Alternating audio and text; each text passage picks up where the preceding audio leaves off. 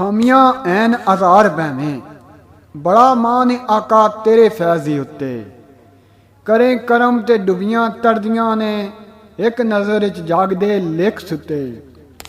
ਬੁੱਲੇ ਸ਼ਾਹ ਵਾਂਗਣ ਨੱਚਣ ਨਾ ਜਾਣਾ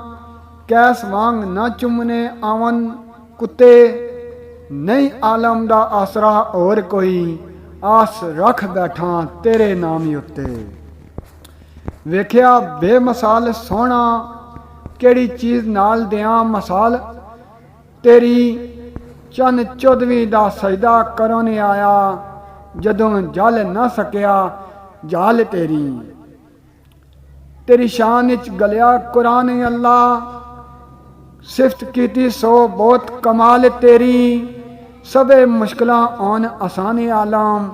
ਯਾਦ ਰਹੇ ਜੇ ਵਿੱਚ ਖਿਆਲ ਤੇਰੀ ਸੋਹਣਿਆਂ ਦਾ ਸਰਦਾਰ ਸੋਹਣਾ ਅਸਾਂ ਮੰਨਿਆ ਨਾਲ ਯਕੀਨ ਸਾਈਂ ਉਹਦੀ ਜ਼ੁਲਫ ਵ ਲੈਲ ਸੁਬਹਾਨ ਅੱਲਾ ਉਹਦਾ ਮੁਖ ਰੱਬੁਲ ਆਲਮੀਨ ਸਾਈਂ ਉਹਦੇ ਬੋਲਿਆਂ ਮੂੰਹ ਚੋਂ ਫੁੱਲ ਗਿਰਦੇ